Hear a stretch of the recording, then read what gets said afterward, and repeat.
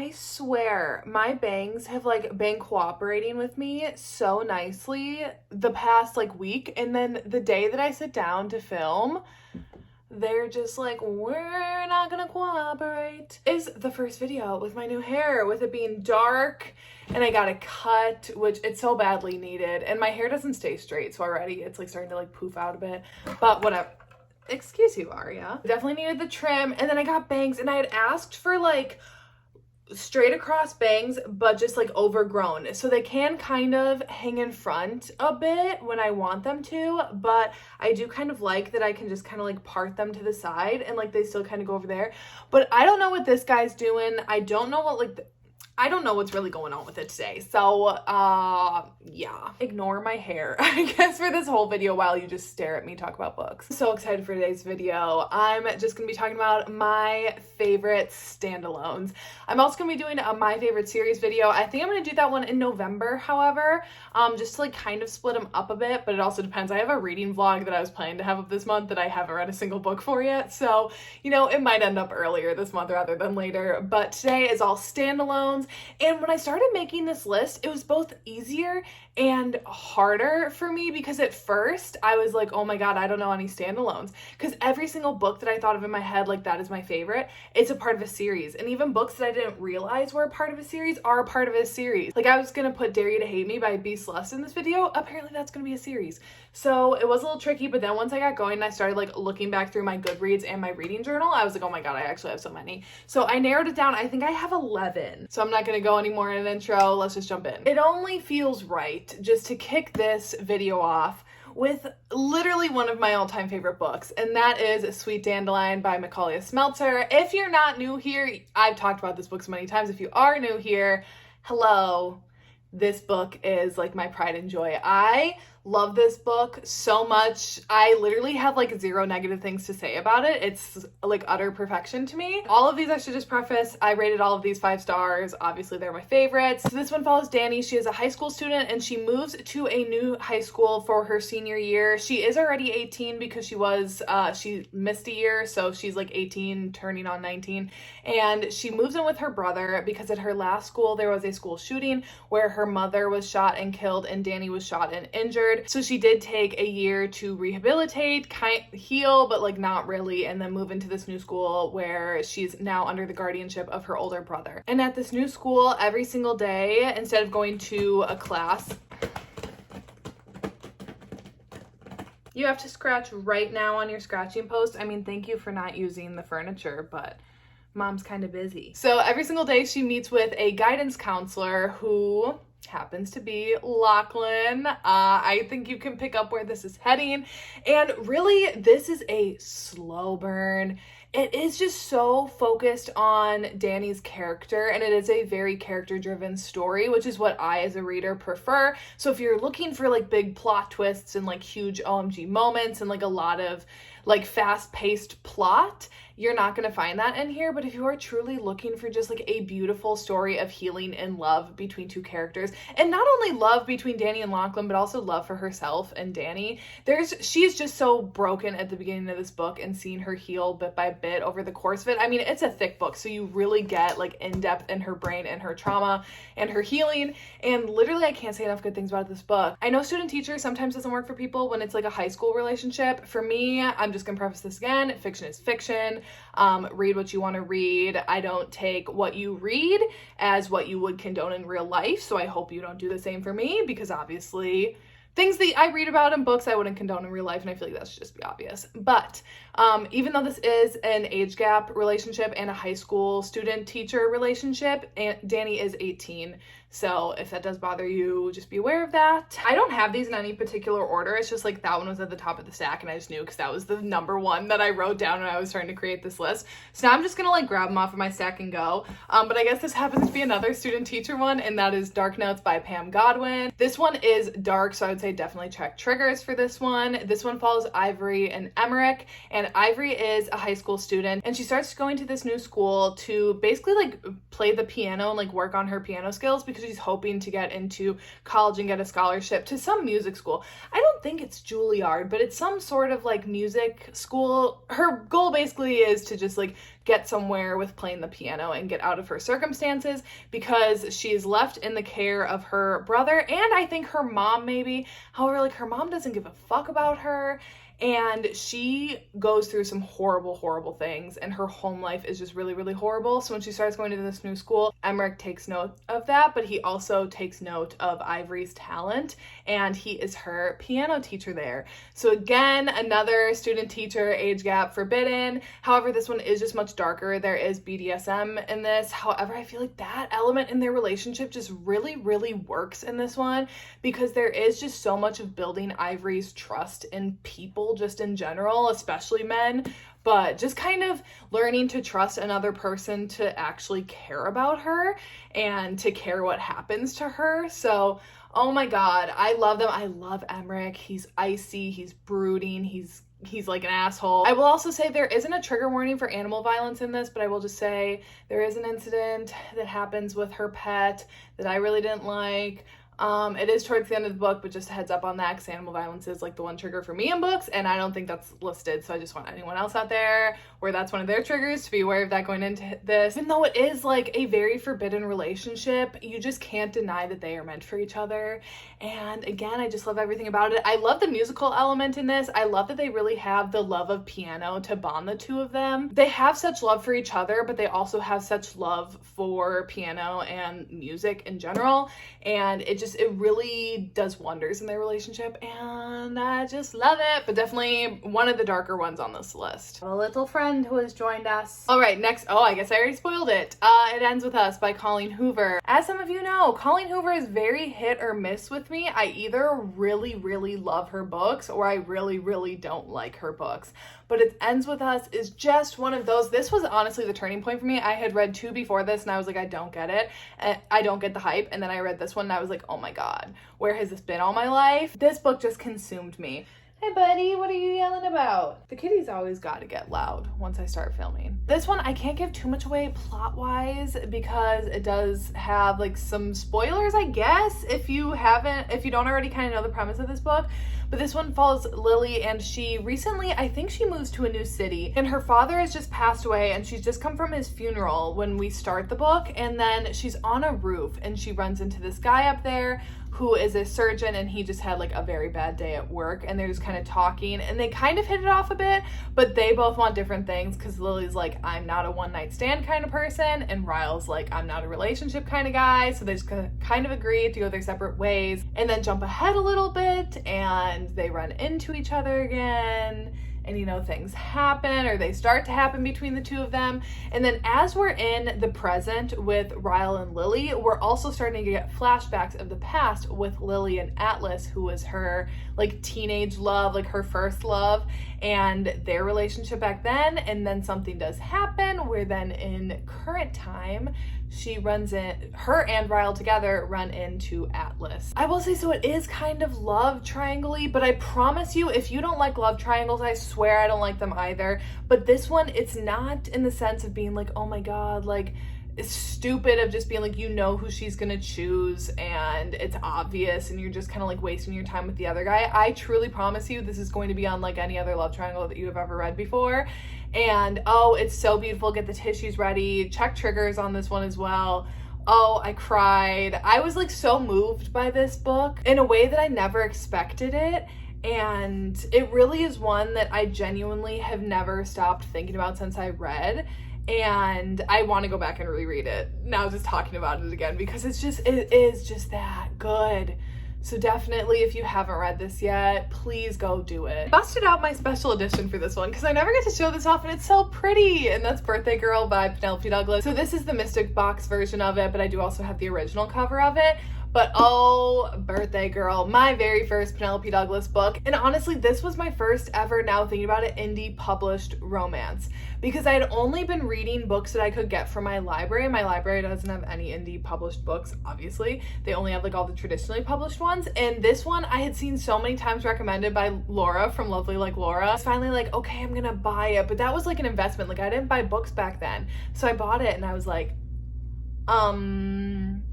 what is this? So I guess this kind of kicked off my obsession, but this one follows Jordan and Pike, and it is a boyfriend's best friend romance. So Jordan is dating, I don't even remember what his name is because he's garbage.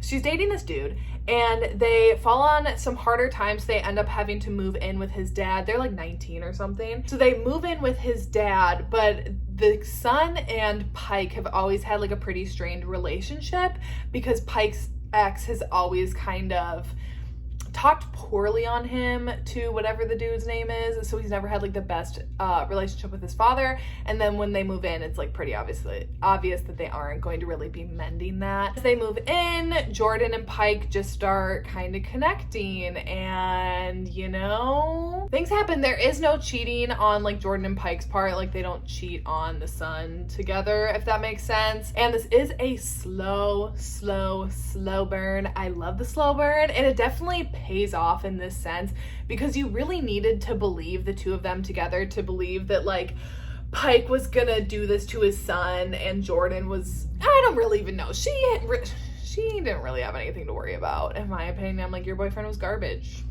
I don't really think there's a problem with you dating his dad. But the thing that I love most about this book is that Jordan is just such a strong heroine, and she's always kind of been on her own growing up. Like her and her sister are close, but she's just always kind of had to like buck up and get things done because she knows that no one's going to do them for her. So she just is like pretty mature. She's definitely more mature than the boyfriend. And then Pike obviously is like a younger dad. He's not like 70 years old. Like he's like 38 or something. So it's not like they're vastly, I mean like, yeah, there's a big age gap, but it's not like, I don't think insane to believe that like they could connect and like that they have things in common. I just say, if you haven't read this before, or if you haven't read something from Penelope Douglas, I do think that this book is a great starting point. And in my guide to Penelope Douglas, I did reference that I would actually like choose this book as a starting point for you if you're looking to jump in and just kind of get like a taste of her writing. I mean, I love Birthday Girl. I'm a ride or die for this book, and just a ride or die for Penelope Douglas. So I had to choose one of her books to feature on this list, obviously. Oh my god, now the cats are eating. Of course they're like eating over there, and they have to like bang around on their metal dishes, and I'm so mad at my bangs today. I guess I have a theme. I mean, we know that this is my favorite trope, but we have yet another student teacher book, and that is The Unrequited by Saffron Kent. However, this one does take place in college, so if the high school ones bother you, maybe check this one out. So this one follows Layla and Thomas, and Layla is, let's just say, she's a bit of a stalker. You know, she gets a little headstrong on things every once in a while, and she just happens to become that way about Thomas.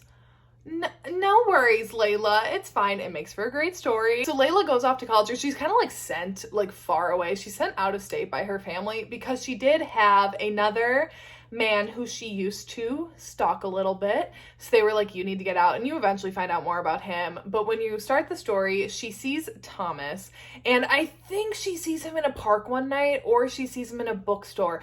I can't remember which interaction comes first. It's been a while since I've read this book now, but she instantly is like, who is that? And then she joins his class, even though she's not a part of it. And she just kind of does things to find Thomas and be with Thomas. And Thomas is having none of it. Thomas is such an asshole. He's like mean. He's brooding, like extremely. He's grumpy. Again, everything that I love.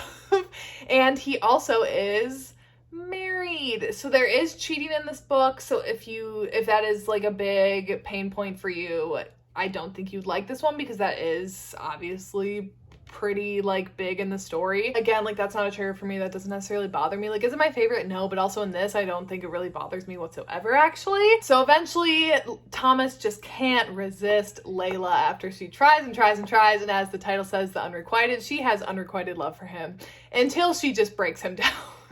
So, I mean, this is hot, this is angsty, this is steamy, like everything that you can expect from Saffron Kent. If you haven't read a book by her yet, highly, highly, highly suggest, especially this one and another one that I'm going to recommend. Again, her books are kind of hit or miss for me, but this one and another one that I'm going to mention are like absolute hits. And I really love Thomas and Layla. Like this book is so extra, but in like the best way. I just love it. And this cover is literally one of my favorite covers of all time. I love the purple lip and then with the purple writing, and it's like sexy, but it's also just like delicate in a way. I love the hair. Like everything about this cover is perfection to me. Okay, next up is the only Although maybe one of these other ones. Is this one traditionally published? I think actually one other one on here, but like the traditionally published rom-com of the list. And literally like the only exception besides this and Take a Hint, Danny Brown, but that's part of a series, so obviously I didn't include that on this one, are my only exceptions to rom-com, contemporary, traditionally published romances. And that is The Hating Game. I hate that I have this cover. I ordered it from Amazon and it didn't have this cover as the cover picture, but I like the other one better, but this one's fine. It's a co-workers, enemies to lovers, workplace romance. So this follows Lucy and Josh, and they are both assistants for co-CEOs. So like two companies merged together into one, and their two CEOs stayed, and they both each have their assistants, Lucy and Josh, and then they both start competing for a job. I think they're like going down to something, are they like going down to one assistant or something where they're both competing for the same job, so that it's an extra level to them. And they have just never liked each other from the moment they started working together, even though Lucy is like this ray of sunshine, short little like petite lady who just like wears high heels and like is a little funky, fun. She just everyone likes her around the office, but she has a bit of a pushover. And then there's Josh, the tall, brooding asshole. No one's gonna approach him because he hates everyone. He's super grumpy, and he looks at Lucy and he's just like annoyed with her constantly and like always eggs her on. I really don't know what it is about this one where it just has that it factor for me. From right when I started reading it, I was just into the story and to the characters. I was invested. I think at the time it wasn't like something that I had read before. I hadn't read like a co-worker's office place romance, so I really liked that forced proximity aspect of it. Grumpy Sunshine just works, and I feel like Lucy is kind of the epitome of sunshine and Josh is kind of the epitome of grumpy in that trope. I love their slow relationship progression, like the slow burn, and then when they finally realize that they have feelings for each other. And I love how smitten Josh is. Like when he's in on Lucy, he's like in on her. And I really love that. Okay, next is my other Saffron Kent book, and that is Medicine Man. Where do I even start? Forbidden, angsty, steamy, oh, all the good things. So this one follows Willow and Simon, and Willow is sent to a psychiatric facility. So yes, she is in a mental hospital, and Simon is her psychiatrist. And Simon is like the psychiatrist, like he runs this place. I don't really even want to say too much plot-wise about this. Not that it's really spoilery or anything, but I don't really know what to say without giving things away, I guess. I mean, you can kind of know, obviously, with a patient and a doctor, that's forbidden, let alone then when Willow is struggling with her mental health and Simon is helping her out with that. That's like really a no-no, that then like he's not supposed to cross that line. But they just can't help but be kind of infatuated with each other, or more so, Willow is super infatuated with Simon, and Simon just can't fight her. He can't fight his attraction for her. I really just loved Willow's character in this, in that we're uncovering the things of like how she came to be in the position that she is here, because we don't really know that starting off the bat. She's like not really open to therapy. She's not open with sharing in group therapy. Like she's pretty set on the fact that she doesn't think that she should be here. So then as we go, we kind of see her start to unravel her history and unravel her trauma, and like seeing her become open to getting help in this. And then also her and Simon's relationship unfolding, and Simon has some like histories and stuff that he has to work through too, and they have to work through them together. Oh, this is just so good. If you haven't read this one too, and if you like, you know, forbidden stories like I do, it's just so good. And I do think there is a bit of an age gap in here too, because I want to say Willow is like maybe 20, and Simon's like obviously a little older. He's maybe in his like late 30s. And technically, I did look this up, this is technically a part of a series. However, it's not, like this is a complete standalone, because like Dreams of 18 is a spin-off of this kind of, but you in no way, shape, or form have to read those. Like they are complete standalones. They're just like have little interconnected things within like the world. So you don't have to read them all to like understand them. So that's why I still included this on this list. It's not like how Twisted Love by Anna Huang is like, it's a standalone within a series, but like it's recommended that you read them in order that you read them all, and like they're companion novels. This is like in no way, shape, or form that. So I did include it on this list because Dreams of 18 was a flop for me, but Medicine Man is a 5 out of 5. I love this one. Okay, so I don't think that this can technically be labeled as a romance because it ends tragically. Can I say that without giving things away? It doesn't end with the main characters like happy and in love and off getting married and like having kids. Like, you know how you think of the traditional romance. So I'm pretty sure this would be labeled as fiction. However, romance is like the main focus of it. So I'm including it on this list, and I have one other that is similar to this in the same sense that it doesn't end like in the traditional romance way. So I don't think it can technically be considered a romance, but I include it on here anyways because the romance is like the whole plot of the book. Y'all, don't start a fight with me. I'm not telling you that you need to read this book right now. And I'm not telling you that you ever have to read this book. If you don't want to, you don't have to. You are up to making your own decisions. I'm just saying this book, I have never stopped thinking about since I read it in my first Banned, Forbidden, and Taboo reading vlog video. And that is Forbidden by Tabitha Suzuma. I know it's a controversial book.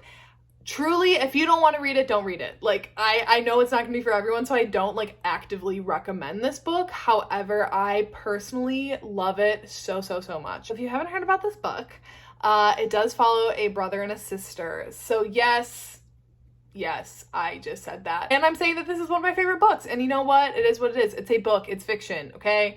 Again, we don't condone things in real life that we read about in books. This one follows Lachlan and Maya, and so they are siblings. They're only about a year apart, and they're both in high school, and they have a very absentee mother and a father that is like literally not around. Like, I don't think they've ever really known their dad, or like their dad left a long time ago. So it's just them and then their 3 younger siblings, and their mom just like leaves them alone all the time. So Lachlan and Maya have pretty much had to step in and be parents to their younger siblings. So they're in a situation where they're just not like all the other kids around them at school, and like the kids at school can't understand the situation that they're in at home, where they really are forced to be grown up and forced to be parents. So they really only have each other to rely on. So you can really see how their bond forms differently than like a traditional sibling bond. I don't even really know how to explain how it just works in this book, because I never thought that I would read a book and enjoy that at all. And it's not like being like, yay, incest, but it really is. You can't help but read this book and just see how these 2 characters don't bond and don't form a deeper connection that goes past a sibling relationship. I just really don't see how you could read this and not see that, because it just really is like they are just like meant for each other and bonded. And I don't even know how to say that without it sounding like, yay, brother, sister. I don't know.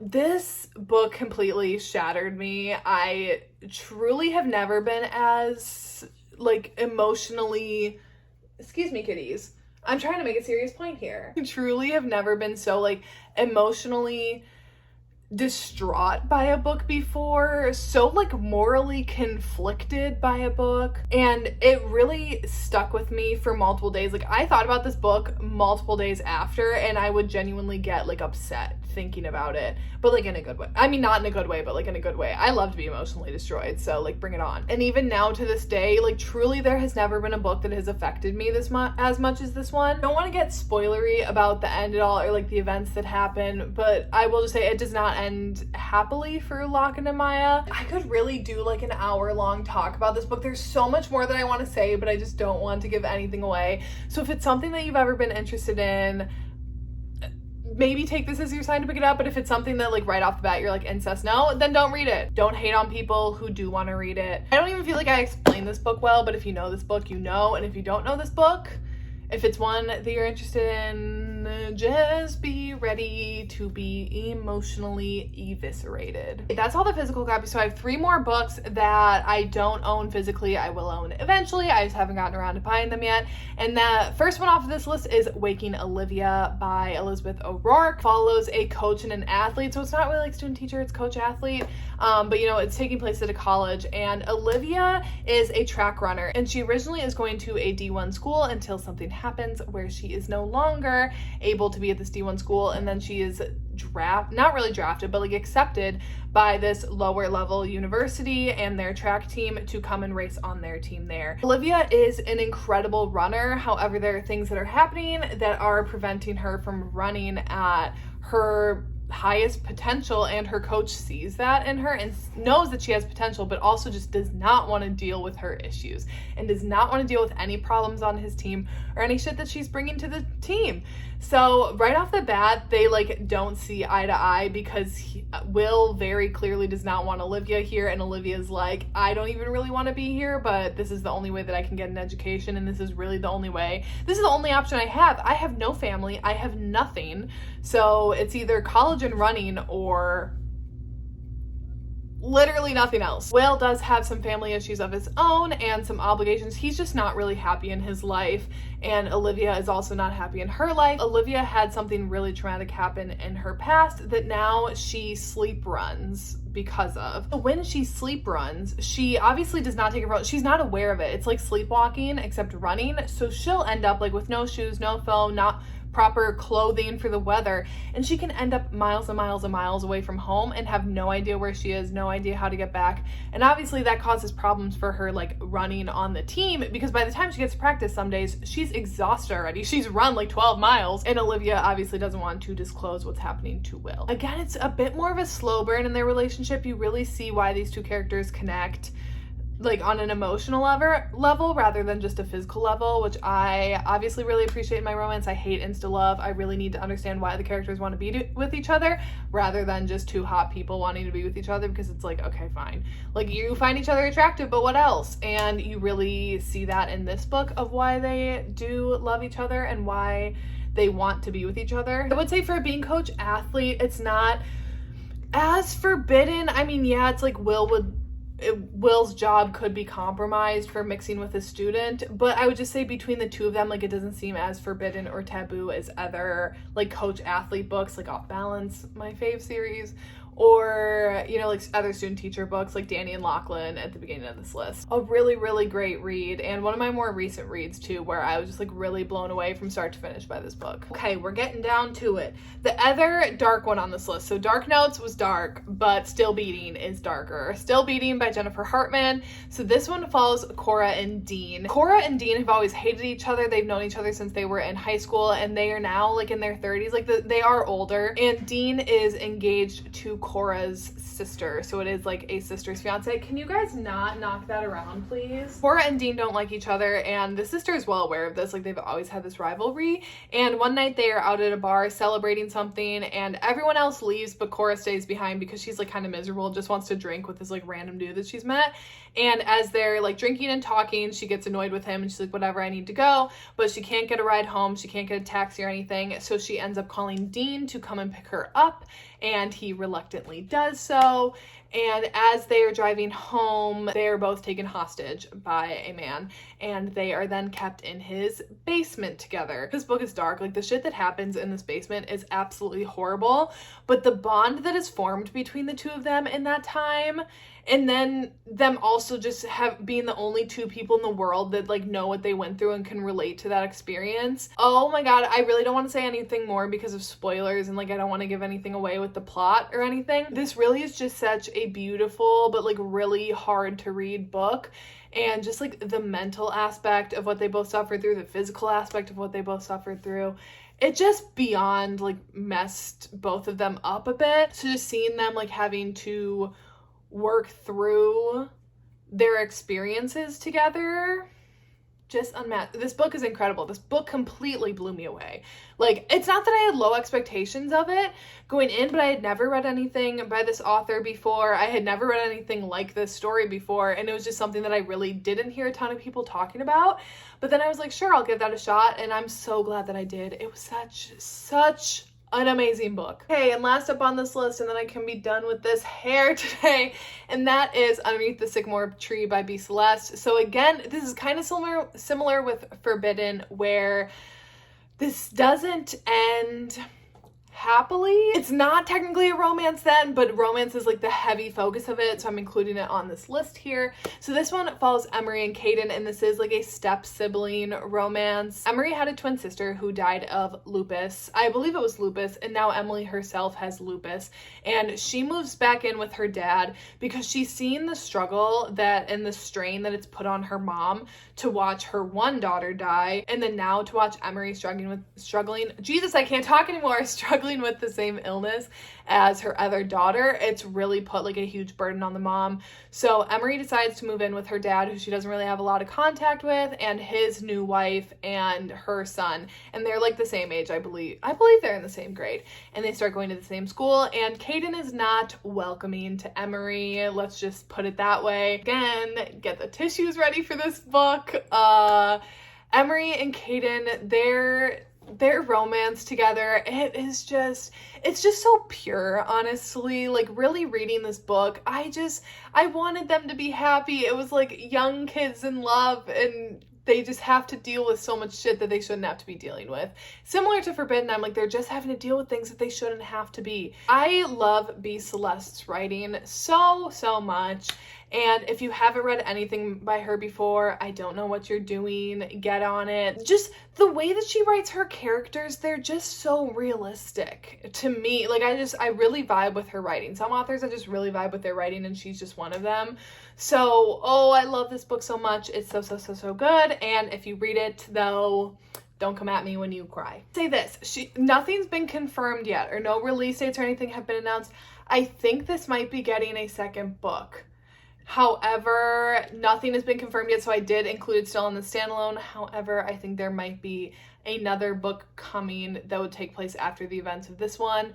But since that's not here yet, it's on the standalones list. Alrighty, so that's it for my favorite standalones. I love talking about books that I love. As much as I love sometimes like roasting some of the books that I don't like, I truly want to talk about books that I do like. And every single book on this list, I could not recommend enough, unless it's like Forbidden and you don't like forbidden taboo books, then like don't read that one. If you've like been around in the romance community, you've probably heard of them all, but hopefully if there's one on here that you've been like seeing around but you haven't read yet, this is your sign.